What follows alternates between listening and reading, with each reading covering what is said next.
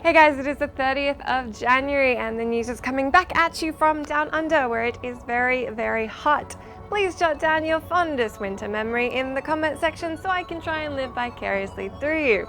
Anyway, let's get on with the news. Also, I'm Jess. You probably remember that.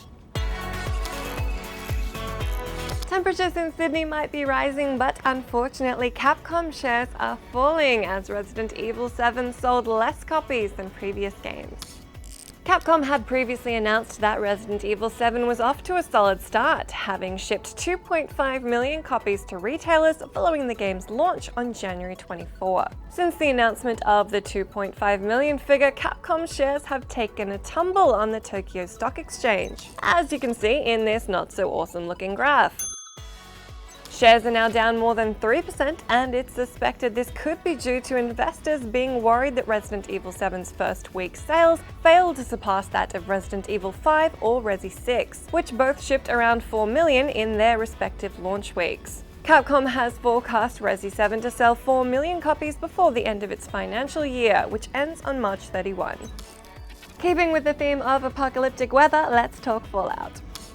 Fergus Urquhart, CEO of Fallout New Vegas developer Obsidian Entertainment, told IGN that the company was working on 2 Fallout 3 projects before the game's launch in 2008. While operating as Black Isle Studios, Urquhart explained that one of these projects eventually became the RPG dungeon crawler Icewind Dale. He said, "We were moving forward, but we were really learning. And it was where Interplay, publisher of Fallout at the time, started to run into financial trouble. And that was where Icewind Dale came from. The Fallout 3 team became the Icewind Dale team."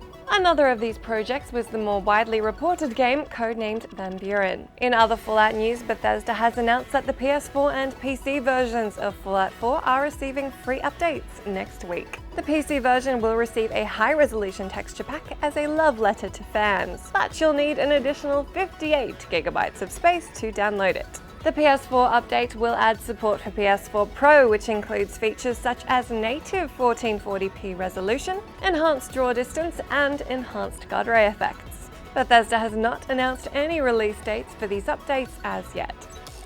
Finally, the Deus Ex series may have been put on hiatus, but developer Eidos seem to have something else up their sleeve. Eurogamer has reported that publisher Square Enix opted to halt work on Deus Ex games in part due to underwhelming sales of the most recent installment, Mankind Divided. Eurogamer also claims that the publisher's shift into the development of Marvel games was also a factor. The first in this series will be a new Avengers project from Deus Ex studio Eidos Montreal. Kotaku have reported, "From what we hear, Square Enix doesn't plan to greenlight another Deus Ex game at Eidos Montreal for quite some time, unless Mankind Divided suddenly becomes more profitable." It's not all doom and gloom though, as it appears a Guardians of the Galaxy game is in the works at Eidos.